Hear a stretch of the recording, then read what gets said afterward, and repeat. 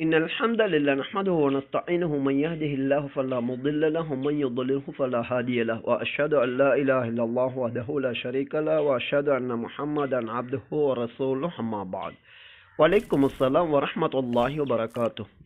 லைலத்துல் கத்ருடைய அடையாளங்கள் என தலைப்பிட்டு இலங்கை இளம் முஃப்தி ஒருவருடைய இது பற்றிய விளக்கம் முகநூலிலே பதிவு செய்யப்பட்டுள்ளது. நபியின் காலத்து இஸ்லாத்தை போதிக்கும் எமது வாட்ஸ்அப் குழுமத்திலே அந்த பதிவை முன்வைத்து அதில் அவர் கூறுவது சரியானதா என கேள்வி தொடுக்கப்பட்டுள்ளது. லைலத்துல் கத்ருடைய 3 அடையாளங்களை அவர் கூறுகின்றார்.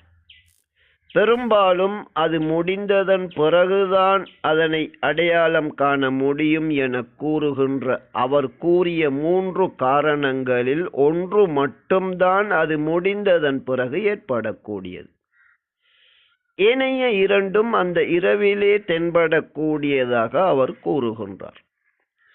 எப்படியோ இந்த 3 அடையாளங்களில் முதல் விடயம் மிகச் சரியானது. ஏனென்றால் சஹீஹான ஹதீஸிலே ஆதாரம் இருக்கின்றது. சஹீஹ் முஸ்லிமிலே 13வது பாடத்தின் 40வது தலைப்பின் கீழ் இதற்குரிய ஆதாரம் இருக்கின்றது. லைலத்துல் கத்ர் முடிந்து மறுநாள் வெளிப்படுகின்ற அந்த சூரியன் வழமை போன்று அது வெப்பமாக பெரும் வெளிச்சமுடையதாக அது இருக்காது என்று நபி அவர்கள் கூறினார்கள். அது உண்மையானதாகும். லைலத்துல் கத்ர் முடிந்து அந்த அடையாளம் வெளிப்படுகின்றது. அதே நேரத்தில் அந்த இரவுகளில் அது முடிந்து மறுநாள் இவ்வாறு சூரியன் வெப்பம் இல்லை என்ற ஒரே காரணத்தை வைத்து 100% கடந்து போனது லைலத்துல் கத்ர் தான் என்று நாம் ஊர்ஜிதம் செய்தால் அதுவும் தவறானது என்பதை புரிந்து கொள்ள வேண்டும். 2வது ஒரு அடையாளம் இவர் கூறுகின்றார். இது பற்றிய பல்வேறு செய்திகள் இருந்தாலும் அனைத்துமே அவை பலவீனமான செய்திகளாகும். லைலத்துல் கத்ர் என்பது கடும் வெப்பமாகவோ கடும் குளிரானதாகவோ இருக்க மாட்டாது என்ற செய்திகள் இருக்கின்றன. பல செய்திகள் இருப்பதால் ஏற்கப்படும் ஹதீஸிலே இறுதி தரத்தில் இதனை நம்பலாம் என ஒரு சில அறிஞர்கள் கூறியிருக்கின்றார்கள். இதனை நம்புவதும் நம்பாமல் இருப்பதும் அவரவருக்குரிய விடயமாகும். எப்படியோ உறுதியான இது பற்றிய ஹதீஸ்கள் எதுவும் கிடையாது. 3வது ஒரு அடையாளம் கூறுகின்றார். அது ஒரு பிழையான இந்த முஃப்தியுடைய புரிதல் ஆகும். சஹீஹான ஒரு ஹதீஸ் லைலத்துல் கத்ருடைய விடயத்தில் பல உண்மைகளை கூறுகின்ற மிக முக்கியமான ஹதீஸ். இந்த லைலத்துல் கத்ர் எப்போது வரும் எப்படி வரும் என்ற விடயத்திலே மிகப்பெரிய அறிஞர்கள் முதற்கொண்டு நபி மரணித்ததிலிருந்து இன்று வரைக்கும் ஆச்சரியத்தை தரக்கூடிய பல்வேறு கருத்துக்களை அறிஞர்கள் பதிவு செய்து வைத்திருக்கின்றார்கள். குர்ஆன் சுன்னாவின் மிக தெளிவான ஆதாரங்களின் அடிப்படையில் லைலத்துல் கத்ர் என்பது ரமலானிலே இருக்கக்கூடியது என்று தெளிவாக கூறப்பட்டுள்ளது. ஆனால் ரமலான் அல்லாத காலத்தில் கூட அது வரும் என்ற மிக மோசமான பிழையான கருத்துக்களை கூறியிருக்கின்றார்கள்.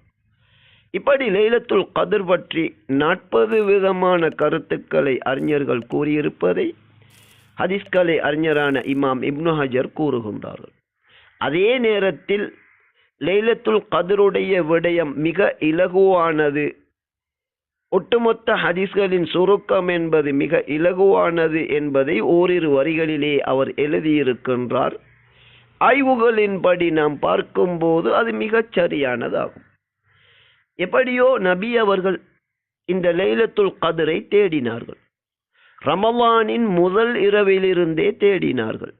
லைலத்துல் கத்ரை அடைந்து கொள்ள வேண்டும் என்பதற்காக ரமலானின் ஒவ்வொரு பத்திலும் அதன் ஒவ்வொரு இரவையும் தங்களால் முடிந்த அளவு வேட்டியை வாரி கட்டிக்கொண்டு மிக அதிகமான முயற்சி செய்தார்கள். அதன் அடிப்படையிலே சஹீஹ் புகாரியிலே 2016வது இலக்கத்திலும் இந்த ஹதீஸ் இருக்கின்றது. முதல் பத்திலே முயற்சி செய்து அங்கே லைலத்துல் கத்ர் கிடைக்கவில்லை என தங்களோடு இருந்த தோழர்களுக்கு கூறி நடுப்பத்திலே முயற்சி செய்கின்றார்கள்.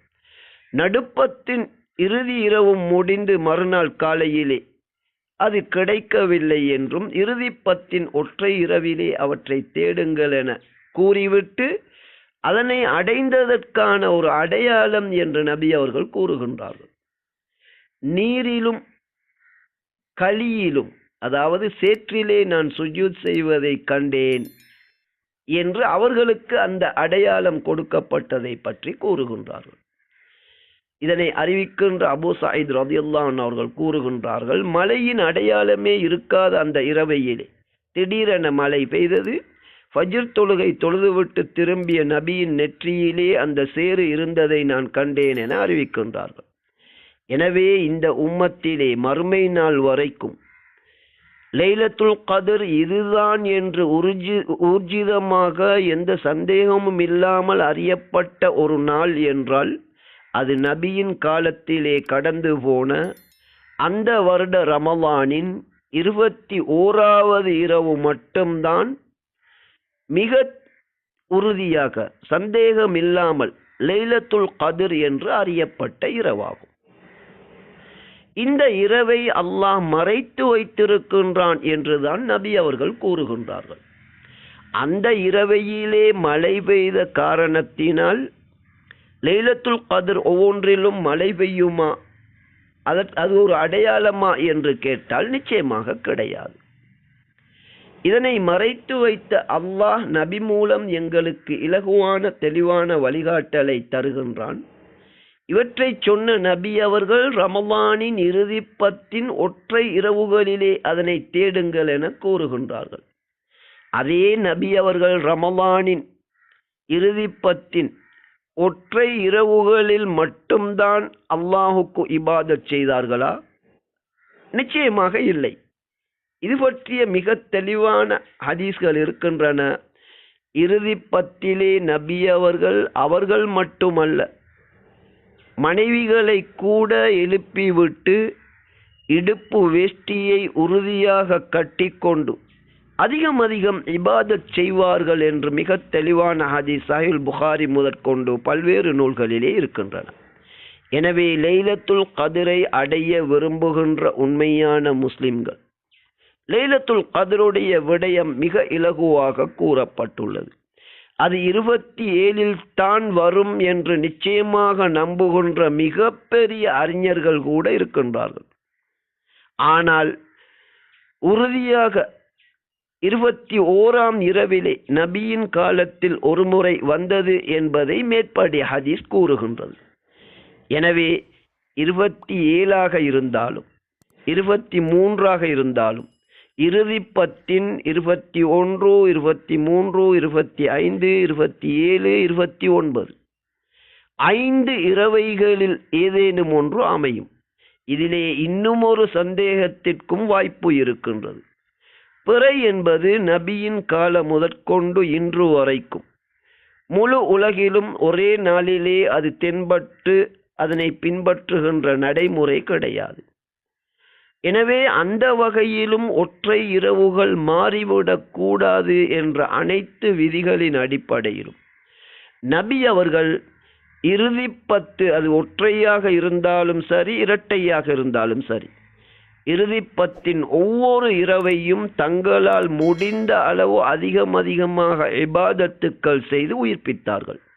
எனவே லைலத்துல் கத்ரை நிச்சயமாக அடைவதற்குரிய ஒரே வழி இறுதி 10 ஒவ்வொரு இரவையிலும் நாம் அதிகம் தூய்மையோடு தொழுவது, குர்ஆனை படிப்பது, தௌபா செய்வது, இது போன்ற நல்லமல்களிலே ஈடுபட வேண்டும். ஒரு சில அடையாளங்களை நபி அவர்கள் இப்படி கூறியிருந்தாலும் ஊர்ஜிதமாக கடந்து போனது லைலத்துல் கத்ர் தான் என்று மறுமை நாள் வரைக்கும் எம்மால் கூற முடியாது. அதற்குரிய அடையாளங்களை நபி அவர்கள் கூறவில்லை. நபி அவர்கள் காட்டிய வழிமுறை எல்லாம் இறுதி 10 ஒற்றை இரவிலே அது வரும் என்று நாம் உறுதியாக நம்ப வேண்டும். பிறையிலே ஒரு சில மாற்றங்கள் ஏற்பட்டால் கூட அது தவறி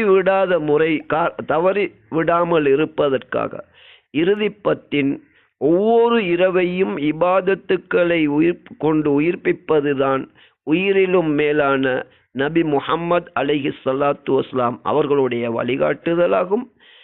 நேர்வழியிலிருந்து இவ்வாறு முயற்சி செய்பவர்கள் அல்லாஹ்வின் அருளால் அந்த லைலத்துல் கத்ரை அடைந்து கொள்வார்கள் என்பதே உண்மையாகும். இந்த தெளிவோடு அதன்படி நடந்து நேர்வழியிலிருந்து மரணிக்கும் பாக்கியம் எம் அனைவருக்கும் கிடைக்க வேண்டும். இதுவே அந்த கலாநிதியுடைய லைலத்துல் கத்ருடைய அடையாளங்கள் பற்றிய விடயத்தில் அவர் கூறியவை சரியானதா என்பது பற்றிய விமர்சனமும் லைலத்துல் கத்ர் பற்றிய சரியான வழிகாட்டலும் ஆகும்.